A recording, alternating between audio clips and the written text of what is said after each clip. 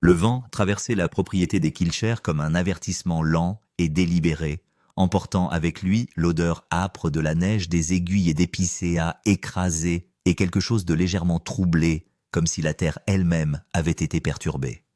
La vallée avait toujours parlé sur un ton calme et patient, mais ce matin-là, sa voix était plus aiguë, plus insistante, comme si elle pressentait ce qui était sur le point de faire surface. Otto Kilcher n'avait pas été vu en train de faire sa ronde habituelle depuis plusieurs jours, et la cabane qu'il gardait avec un soin presque obsessionnel se trouvait maintenant abandonnée au bord de la propriété. Ses planches usées grinçaient doucement lorsque le froid s'installait, chaque son étant amplifié par le calme environnant. Pour un étranger vivant à la frontière, un hangar inutilisé n'aurait rien signifié du tout. Mais pour la famille Kilcher, c'était une anomalie flagrante. Otto n'a jamais rien abandonné. Ni les machines, ni les outils, ni les piles de ferraille, les moteurs cassés, l'acier tordu ou les cordes effilochées bien au-delà de leur utilité. Il croyait que tout avait une utilité future et il traitait chaque objet comme s'il attendait le bon moment pour avoir de nouveau de l'importance. Aussi, lorsque la nouvelle s'est répandue discrètement que la cabane d'Otto n'avait pas été touchée, le malaise s'est répandu dans la ferme comme un brouillard bas s'installant dans les coins et refusant de se dissiper. L'équipe de tournage qui était arrivée pour filmer les préparatifs du début de l'hiver a immédiatement ressenti la tension. Leurs objectifs capturent l'immobilité artificielle de la propriété, les mouvements lents et prudents du bétail et la silhouette lointaine du hangar à moitié enterré sous une pâle croûte de givre. Il y avait là quelque chose d'anormal, quelque chose qui tiraillait les instincts. Même les oiseaux qui tournoyaient au-dessus de la tête semblaient éviter la ligne du toit, modifiant leur trajectoire au passage. Ivan et Ève furent les premiers à exprimer leur inquiétude. Ils s'approchèrent prudemment de la structure, leurs bottes crissant doucement sur le sol gelé, leur souffle formant d'épais nuages dans l'air cassant. Ivan murmura qu'Otto ne se retirait jamais d'un projet, certainement pas sans un mot ou une raison.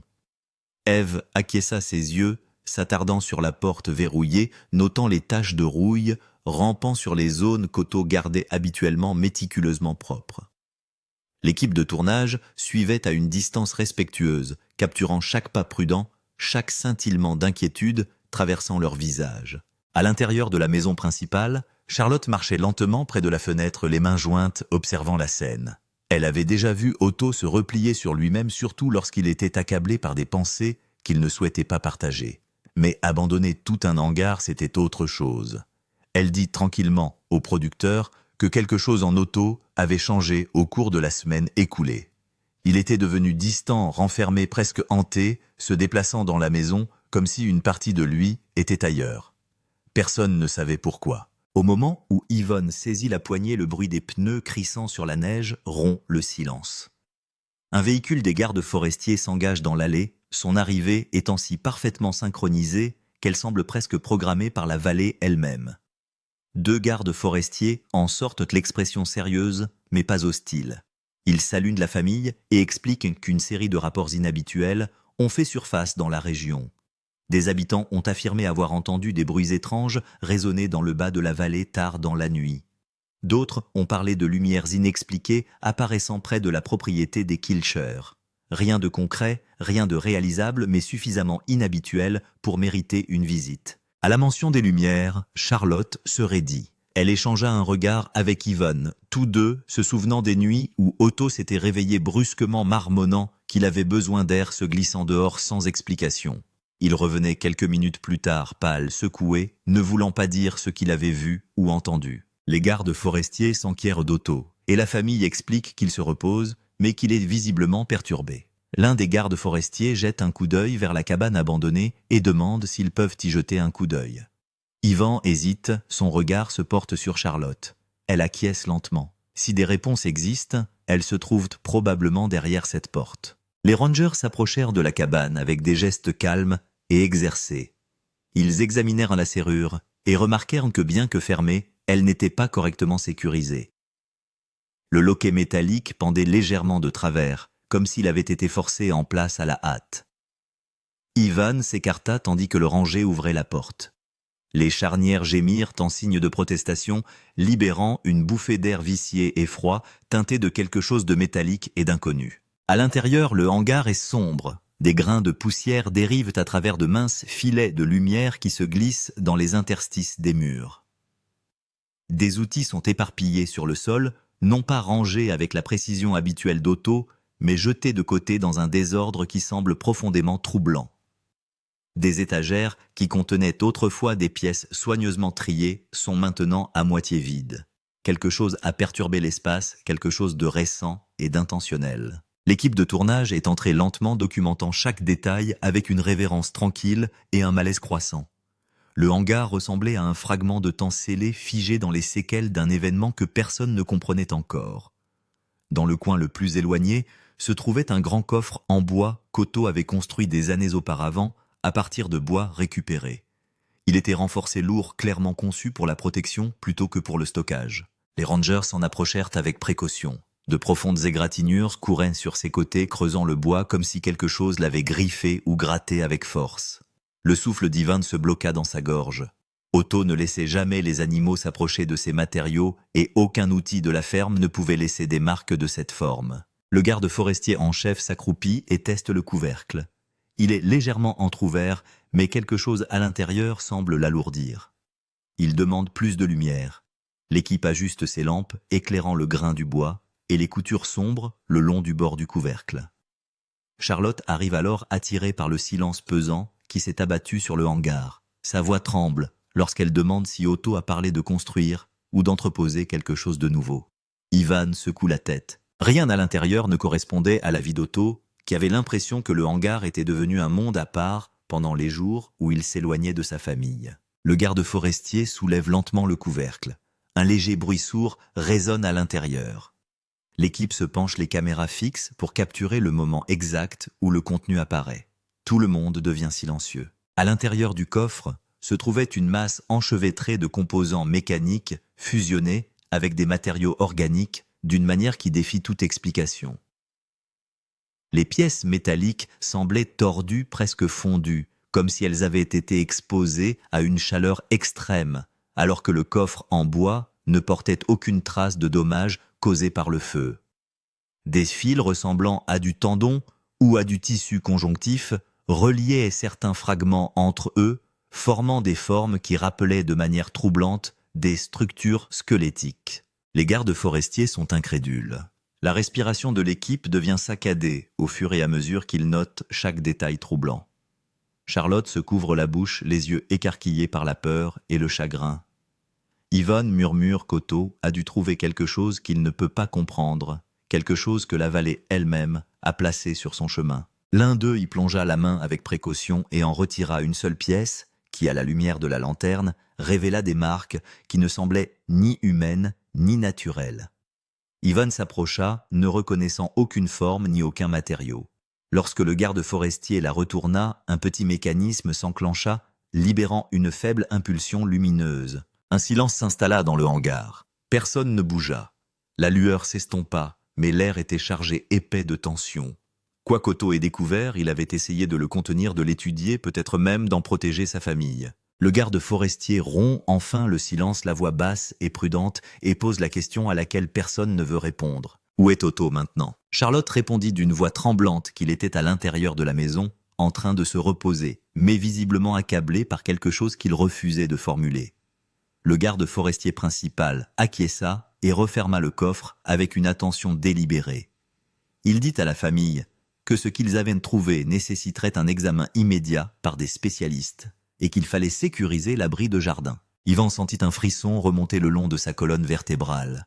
La cabane abandonnée d'Otto était devenue l'épicentre d'un mystère qui s'étendait bien au-delà des défis ordinaires de la vie à la ferme. Lorsqu'ils sortirent de la cabane, l'air froid sembla plus vif, presque observateur. La vallée garda le silence une fois de plus, mais elle était désormais porteuse d'une nouvelle question indéniable qu'avait vraiment découvert Otto Kilcher.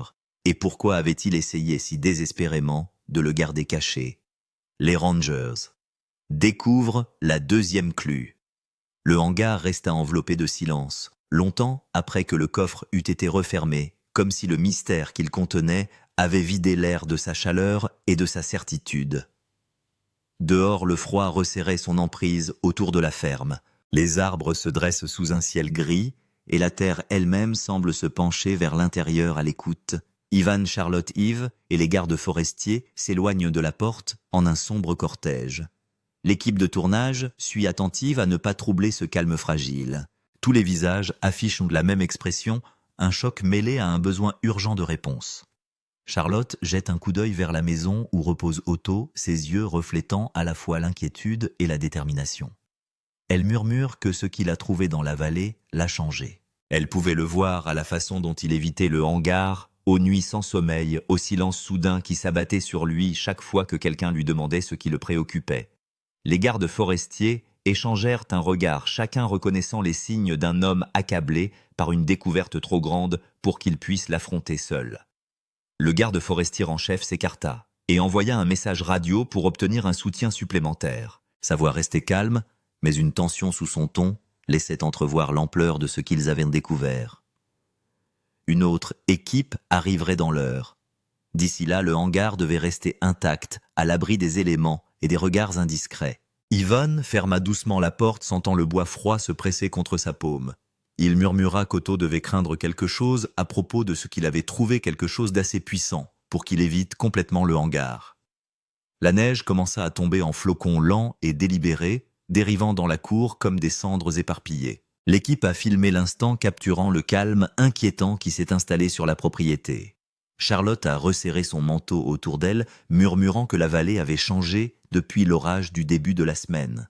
L'atmosphère semblait plus lourde, chargée, comme si la découverte dans le hangar avait réveillé quelque chose qui n'était ni humain ni naturel. Lorsque les rangers s'approchèrent de la maison pour parler à Otto, l'équipe resta à l'extérieur préparant son matériel. Otto était assis dans le salon, fixant le feu crépitant, mais voyant bien au-delà.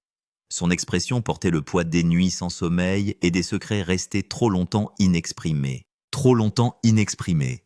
Charlotte guida les rangers à l'intérieur d'une voix douce mais ferme, les exhortant à avancer doucement.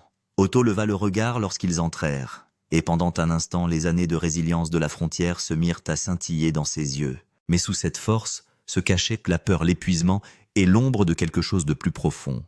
Le chef des gardes forestiers a demandé à Otto ce qui s'était passé avant qu'il ne ferme le hangar et ne se retire du rythme quotidien de la ferme.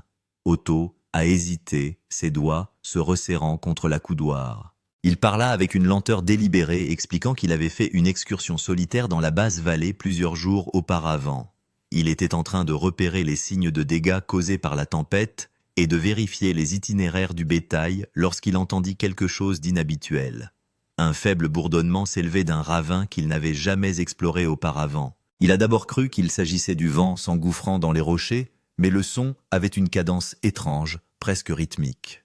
La curiosité l'a poussé à aller de l'avant. Otto a décrit sa descente dans le ravin, sentant l'air devenir plus chaud, presque métallique. Puis il trouva des fragments éparpillés sur le sol, du métal tordu, fusionné, avec des fibres étranges, des pièces à moitié enterrées, comme si la terre elle-même avait tenté de les dissimuler. Certains fragments pulsaient faiblement d'une lueur résiduelle, et cette vision le figea sur place. Il n'en ramassa que quelques-uns, craignant de s'attarder. Les autres restèrent sur place intacts. Les rangers écoutèrent attentivement. Ils échangèrent des regards subtils, reconnaissant silencieusement que le récit d'Otto correspondait aux étranges artefacts contenus dans le coffre. Le chef des gardes forestiers demande à Otto pourquoi il a caché sa découverte.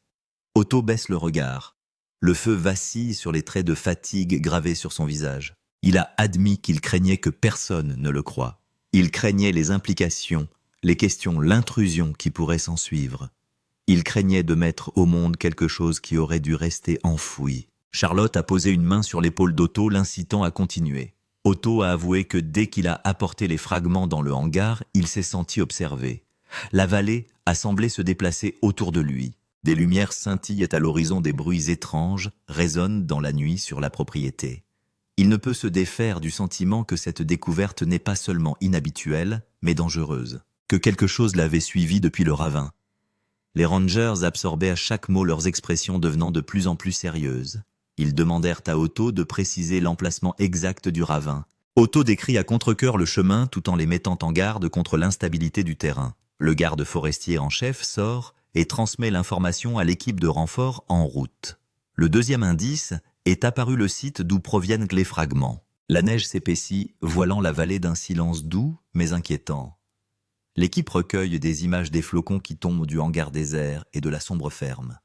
Ivan se tient aux côtés des Rangers, le souffle court, lorsqu'il réalise l'ampleur de ce qu'Otto vient de rencontrer. Eve a murmuré que la Vaillée ne s'était jamais sentie aussi étrangère, aussi transformée par quelque chose d'invisible et de puissant. Lorsque les unités de gardes forestiers supplémentaires sont arrivées accompagnées de spécialistes portant des caisses de matériel scellé, l'atmosphère s'est transformée en quelque chose de méthodique et d'urgent.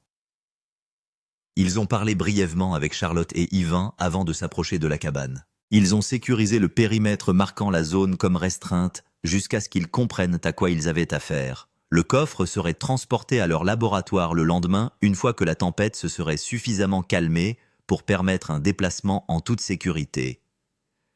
Avant la tombée de la nuit, les spécialistes ont fait les premiers relevés du hangar. L'un des appareils émet un son aigu lorsqu'il est pointé vers la poitrine à l'intérieur, une réaction à laquelle aucun d'entre eux ne semble s'attendre. L'équipage filme en silence tandis que les spécialistes échangent des regards méfiants. Quelque chose dans les fragments rayonne d'une énergie qui défie toute explication immédiate. Charlotte observe les tests depuis le porche, les mains jointes. Elle murmure qu'Otto est tombé sur quelque chose que la vallée a caché pour une bonne raison. Les spécialistes concluent leur analyse préliminaire par une décision. Le ravin serait examiné à la première heure. Le poids de leurs paroles s'abattit sur la ferme. Otto, qui observait la scène depuis la fenêtre, ferma les yeux comme pour se préparer. Il savait que ce qu'il découvrirait ensuite pourrait confirmer ses craintes les plus profondes. La vallée ne ressemblait plus à la terre familière qu'il connaissait depuis des décennies. Quelque chose s'était déplacé sous sa surface. Tandis que les spécialistes rangeaient leur matériel et que les gardes forestiers sécurisaient le hangar, l'équipe de tournage a capturé les dernières images de la journée. La neige tombant à travers la lumière déclinante, les lanternes vacillant dans la cour, et Otto se tenant silencieusement derrière la vitre couverte de givre. Leur narration murmurait une vérité qui pesait lourdement sur la propriété familiale. Le hangar n'avait révélé que la première partie du mystère, mais le second indice enfoui au fond du ravin, qu'Otto craignait de revisiter, promettait des révélations bien plus troublantes. Descente dans le ravin. Le matin s'avançait lentement sur la propriété des Kilcher, projetant des traînées sourdes d'or pâle sur les pentes détrempées par la neige. La tempête était passée, laissant un calme fragile qui ressemblait plus à une pause qu'à une paix. Le gel s'accrochait à chaque branche, à chaque tuile, à chaque poteau de clôture, donnant à la terre un calme qui semblait presque cérémoniel. C'était le genre d'aube qui avait du poids, comme si la vallée elle-même se préparait à ce que la journée allait révéler. Les gardes forestiers et les spécialistes préparent leur équipement avec une attention toute particulière, leur souffle s'élevant en léger panache au fur et à mesure qu'ils avancent dans le froid. Otto se tient à une courte distance légèrement appuyée contre une rambarde de clôture. La nuit n'a pas offert beaucoup de repos. Des pensées sombres s'attardaient derrière ses yeux et Charlotte restait à ses côtés le soutenant de sa force tranquille. Elle murmura que la vérité devait être révélée aussi troublante soit-elle, et Otto acquiesça avec une détermination fatiguée. Ivan rejoignit les Rangers à la table à cartes installée sous le porche. Sa voix était posée, mais ses mains trahissaient un léger tremblement, tandis qu'il traçait l'itinéraire qu'Otto avait décrit la nuit précédente. Le ravin se trouvait au plus profond de la vallée inférieure, un endroit que la famille visitait rarement, en raison de son terrain instable et de ses conditions météorologiques imprévisibles. Les spécialistes écoutaient attentivement, marquant chaque point de repère et chaque danger le long de l'itinéraire. Les caisses de matériel brillent dans la lumière du matin, remplies d'instruments qu'aucun des Kilcher n'a jamais vus auparavant. L'équipe de tournage s'est positionnée avec soin, capturant chaque détail de la préparation de l'équipe pour le voyage. Ils ont filmé le givre scintillant sur les bottes, les plans rapprochés des cartes étalés sur des planches de bois brut, l'attention gravée dans la posture d'Otto, alors qu'il regardait les préparatifs se dérouler. Il ne s'agit pas d'un travail frontalier ordinaire, mais d'une expédition vers l'inconnu. Lorsque l'équipe se met en route, l'air est tendu et clair. La neige crisse sous leurs bottes lorsqu'ils traversent la cour et se dirigent vers l'étroit sentier qui descend le long du flanc de la colline. Otto resta en arrière, incapable de se résoudre à revisiter le ravin, mais sa présence planait sur le groupe comme une ombre silencieuse. Charlotte les regarda partir, son visage mêlant espoir et crainte, et Ivan emporta avec lui ses encouragements murmurés en suivant les Rangers. La descente commença doucement, le sentier serpentant entre des groupes d'épicéas, qui se dressaient hauts et silencieux, mais à mesure que le sol s'inclinait, le terrain devenait plus rude. Des plaques de glace étaient cachées sous la neige, et le faible bourdonnement du vent passant à travers les rochers créait une étrange résonance métallique qui mettait tout le monde sur les nerfs. Les spécialistes enregistraient les sons, échangeant des regards inquiets en revoyant les enregistrements. Aucun d'entre eux n'avait entendu quelque chose de semblable. Environ 1 heure après le début de la randonnée, la vallée s'ouvrit devant eux dans une vue panoramique, une vaste étendue blanche s'étendant sur le terrain, interrompue seulement par des rochers déchiquetés et des arbustes tordus. Le ravin s'étendait devant eux, ses bords se détachant nettement sur la neige ininterrompue. Même à distance, il dégageait une aura d'isolement comme s'il avait été sculpté non pas par la nature, mais par quelque chose de délibéré. À mesure qu'ils approchaient, l'air se modifiait. Ève chuchota qu'il semblait plus chaud, presque lourd, et les rangers s'arrêtèrent pour vérifier leurs instruments. Les relevés de température confirmèrent l'anomalie. Une faible chaleur se dégage du ravin défiant le froid glacial qui leur colle au dos. Les spécialistes échangent des regards où se mêlent crainte et inquiétude. Ivan conduit le groupe sur l'étroit sentier taillé dans la pente. Les parois du ravin s'élevaient abruptement de chaque côté parsemées de plaques de glace et de pierres rugueuses. La descente devenait plus précaire à chaque pas, et l'équipe de tournage avançait avec précaution, capturant le contraste saisissant entre le monde gelé d'en haut et l'étrange chaleur émanant d'en bas. Le vent tourna à nouveau, portant le faible bourdonnement qu'Otto avait décrit. Elle pulsait dans l'air à intervalles irréguliers, vibrant contre leur poitrine comme un battement de cœur lointain. Lorsque l'équipe atteignit le fond du ravin, le silence les enveloppa. Ici, la neige était plus fine, presque fondue par endroits, révélant un sol sombre et des plaques de terre brûlées. Les spécialistes s'accroupirent pour examiner le sol, leurs mains gantées, effleurant des surfaces qui semblaient anormalement lisses, comme si elles avaient été exposées à une chaleur extrême. L'un d'eux souleva un petit éclat du sol dont la surface était tordue et fusionnée, avec des fils fibreux correspondant aux fragments dans la poitrine d'Otto. Le souffle d'Ivan s'arrêta. Il murmura qu'Otto n'avait pas exagéré. Le ravin regorgeait de morceaux de matériaux étranges, éparpillés sur le sol comme des restes de quelque chose de brisé. Les rangers se déployèrent en documentant chaque fragment avec un soin méticuleux. Certains morceaux émettent de faibles impulsions de couleur qui disparaissent aussi vite qu'elles sont apparues. D'autres semblent endormis, leur forme déformée, brillant sourdement sous une fine couche de givre. Un spécialiste a repéré un plus gros fragment à moitié enfoncé dans la terre. Il fallut les 2 rangées pour le dégager. Lorsqu'ils le soulevèrent dans la lumière, toute l'équipe devint silencieuse. Le fragment portait des marques et des motifs qu'aucun d'entre eux ne pouvait déchiffrer, des lignes en spirale complexe dont la forme semblait presque biologique. Ève s'est approchée, sa voix n'étant guère plus qu'un murmure, et elle a fait remarquer que cela ressemblait à une cage thoracique, bien que faite de métal et non d'os. Les spécialistes ont scanné la pièce à l'aide d'appareils portatifs. L'un d'eux a émis une série de bips aigus, son écran affichant des relevés erratiques. Le spécialiste en chef fronce les sourcils, notant que le fragment contient des signatures énergétiques incompatibles avec tout ce que l'on trouve dans la géologie naturelle de la région. Il demande à l'équipe de le manipuler avec une extrême prudence.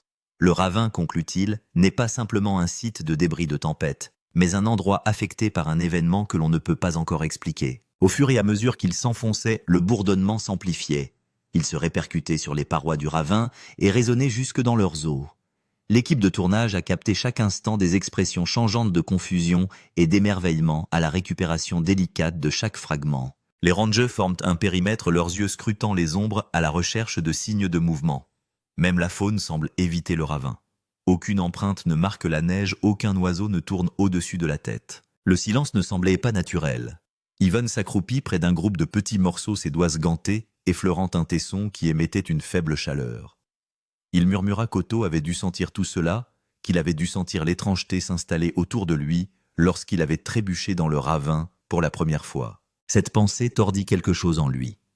Il se demanda combien de temps Otto avait porté seul le fardeau de cette découverte. Les spécialistes rassemblèrent bientôt suffisamment de preuves pour confirmer une vérité troublante. Le ravin contenait des dizaines de fragments, peut-être des centaines éparpillés sur son sol et encastrés dans ses parois. Certains semblaient avoir été récemment perturbés comme déplacés par la récente tempête. D'autres paraissaient anciens recouverts de couches de terre qui suggéraient qu'ils avaient été enterrés depuis des années. Ce qui s'était passé ici n'était pas un événement unique, mais une série d'événements, chacun laissant des vestiges derrière lui. Le chef des gardes forestiers annonça qu'il devait retourner à la propriété avant que le temps ne change à nouveau. Les spécialistes emballèrent les fragments dans des conteneurs scellés, les manipulant avec une prudence qui augmentait la tension dans l'air. Ils jetèrent des regards inquiets sur les parois du ravin, comme s'ils s'attendaient à voir surgir quelque chose de l'ombre. Alors que l'équipe montait les 3 sentiers, le bourdonnement s'estompa. Le froid revint avec force. Le monde d'en haut semblait brutalement ordinaire après l'étrange chaleur du ravin. Eyvind se retourna une dernière fois, le souffle tremblant. Il murmura que la vallée recelait des secrets qu'aucun d'entre eux n'était prêt à affronter. L'équipe de tournage a immortalisé le moment, le dernier plan s'attardant sur l'embouchure sombre du ravin. L'équipe a entamé la longue marche vers la ferme, chaque étape étant motivée par la certitude que les fragments n'étaient qu'un début. Le deuxième indice avait révélé plus de questions que de réponses. L'enquête des spécialistes. Le retour à la propriété était empreint d'une lourdeur qui s'accrochait à l'équipe, comme le froid profond qui s'installait dans la vallée. La neige dérivait en douce spirale, alors que les rangers et les spécialistes foulaient à nouveau un sol familier, mais rien ne semblait plus familier dans cet endroit. Les fragments scellés dans leurs caisses renforcées semblaient dégager une pression invisible, une présence que personne ne voulait reconnaître à voix haute. L'équipe de tournage filmait l'approche du groupe d'une main ferme, mais leurs yeux trahissaient le même malaise qui les suivait depuis la sortie du ravin. Charlotte les rejoignit sous le porche, le souffle coupé, en voyant les caisses scellées et les expressions crispées sur les visages des spécialistes. Otto s'attarde derrière elle, s'appuyant lourdement sur le cadre de la porte. Ses yeux parcourent l'équipement puis dérivent vers la ligne lointaine des épicéas comme s'il s'attendait à ce que quelque chose émerge de l'ombre. Les rangers s'approchent d'abord de lui, la voix basse et mesurée. Ils l'ont rassuré en lui disant que le voyage s'était bien déroulé, mais leur silence entre les phrases résonnait du poids des découvertes qu'ils ne pouvaient pas encore expliquer. À l'intérieur de la grange des lanternes jetaient de chaudes flaques de lumière sur le plancher en bois, tandis que l'équipe préparait son laboratoire de terrain temporaire. Les spécialistes ont disposé leurs instruments avec un soin méthodique, chaque pièce étant placée comme s'il s'agissait d'un rituel plutôt que d'une enquête. Les caisses contenant les fragments sont posées sur des tables renforcées. L'air crépite faiblement, presque imperceptiblement, à chaque fois que les verrous s'ouvrent. Charlotte observe depuis l'entrée les doigts serrés comme pour se maintenir en place. Le premier fragment examiné était la grande pièce en forme de cage thoracique dont la surface métallique brillait à la lueur de la lanterne, révélant des motifs qui ressemblaient à des spirales de croissance organique fusionnées avec une précision mécanique. Les spécialistes murmuraient doucement entre eux, leur voix étant empreinte de confusion. L'un d'eux scannait sa surface à l'aide d'un appareil qui émettait une tonalité douce et harmonique. La lecture fluctue énormément, pulsant à intervalles irréguliers. Ivan debout à côté des rangers murmure que rien dans le fragment ne semble naturel. Eve hoche la tête à côté de lui, les yeux fixés sur les sillons gravés dans le métal. Elle a déclaré que les motifs ressemblaient à un langage même si rien de ce qu'elle avait vu dans la nature ou dans les machines n'était comparable. Les spécialistes ont documenté chaque marque, enregistrant les étranges fluctuations d'énergie qui traversèrent le fragment comme si quelque chose au fond de lui continuait à s'agiter. Pendant ce temps, une autre équipe a examiné les tessons plus petits recueillis dans le ravin. Certains morceaux réagissent à la chaleur, rougeoyant faiblement lorsqu'ils sont tenus près des flammes d'une lanterne. D'autres émettent de douces vibrations lorsqu'on les tapote doucement. Un fragment émet un son faible et fugace, un bourdonnement résonnant qui fait passer un frisson dans la grange. Le son ressemblait à la cadence qu'Otto avait décrit avoir entendue dans le ravin, une séquence rythmique qui semblait presque intentionnelle. Charlotte s'est approchée, sa voix tremblante, demandant si les fragments étaient dangereux. Le spécialiste principal a hésité avant de répondre. Il ne le savait pas encore. Cette seule incertitude emplissait la grange d'un sentiment palpable d'effroi. Les rangers échangèrent des regards qui en disaient long. Ils comprenaient la gravité des forces inconnues dans une région sauvage où la prévisibilité est souvent synonyme de survie. Otto s'avança enfin, la voix rauque d'épuisement. Il expliqua une nouvelle fois, cette fois, avec plus de détails, comment il avait découvert les fragments dans le ravin. Il parle de la chaleur qui émane du sol, de l'étrange bourdonnement qui résonne dans l'air de l'attraction instinctive qui le pousse à quitter les lieux au plus vite. Il avoue que cette découverte l'a effrayé plus que n'importe quel prédateur, n'importe quelle tempête ou n'importe quelle épreuve qu'il a dû affronter sur la frontière. Les spécialistes écoutent attentivement, chacun absorbant la profondeur de l'effroi d'Otto. Un spécialiste a noté que les fragments présentaient des signatures énergétiques que l'on ne retrouve dans aucune formation géologique connue. Un autre a fait remarquer que la fusion d'éléments organiques et métalliques suggérait des processus bien au-delà de tout ce qui se produit naturellement. Personne n'a osé spéculer davantage. Dehors, le vent s'est levé hurlant doucement contre les murs de la grange. La neige a glissé du toit avec un bruit sourd. La terre semblait agitée comme si elle réagissait à la perturbation que les fragments avaient ramenée du ravin. L'équipe de tournage a filmé la lumière vacillante des lanternes, les visages solennels des Kilcher et la tension silencieuse qui s'épaississait à chaque nouvelle révélation. Alors que les spécialistes poursuivaient leur travail, un appareil a émis un son aigu.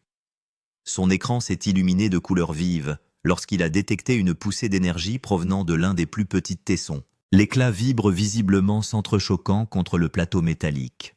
Ivan recule d'un pas, le souffle coupé. Les spécialistes placent rapidement le morceau dans une boîte de confinement qu'ils scellent d'une main tremblante. Les rangers se sont rapprochés. Leur expression s'est durcie. Quels que soient ces fragments, ils ne sont pas inertes. Le spécialiste en chef a déclaré que l'équipe devait commencer à se préparer immédiatement à transporter les fragments dans un laboratoire sécurisé pour une analyse plus approfondie. La grange, bien que soigneusement organisée, ne disposait pas des mesures de confinement nécessaires pour manipuler des matériaux aussi imprévisibles.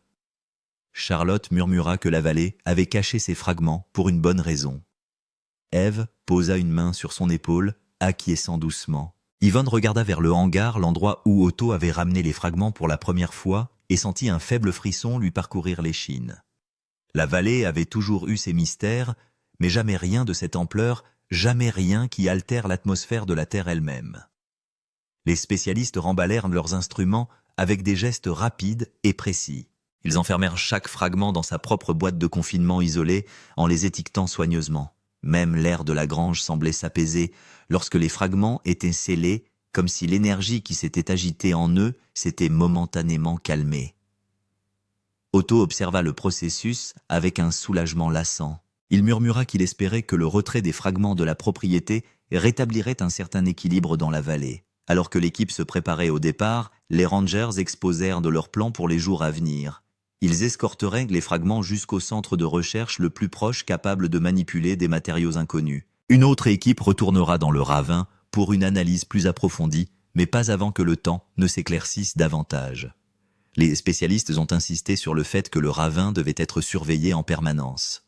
L'équipe de tournage a filmé les derniers préparatifs, les expressions crispées des Kilcher et la lueur des lanternes qui se reflétaient sur le sol glacé. Ils ont capturé Otto, sortant dans la cour, sa silhouette encadrée par le crépuscule froid. Le vent tire sur son manteau tandis qu'il regarde vers le ravin lointain, un endroit qu'il craint et pleure à parts égales. Sa voix était calme mais résolue lorsqu'il a pris la parole. Il a dit que la vallée s'était réveillée et que rien ne serait plus comme avant. Les spécialistes ont commencé leur lent départ à travers le paysage enneigé, leurs traîneaux chargés des mystérieux fragments. Les rangers les suivaient de près leurs phares, traçant de minces chemins dans l'obscurité grandissante. La ferme s'est calmée une fois de plus, s'installant dans un silence empreint de malaise. Charlotte a rejoint Otto sous le porche. Ensemble, ils ont regardé les lumières s'estomper dans le lointain. Elle murmura qu'ils affronteraient la suite des événements en famille. Otto hocha faiblement la tête, mais ses yeux ne quittèrent pas l'horizon.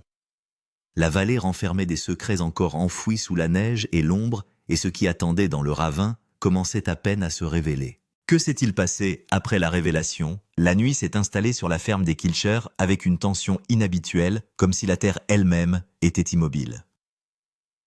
Otto est resté sous le porche longtemps après que les spécialistes ont disparu dans l'obscurité.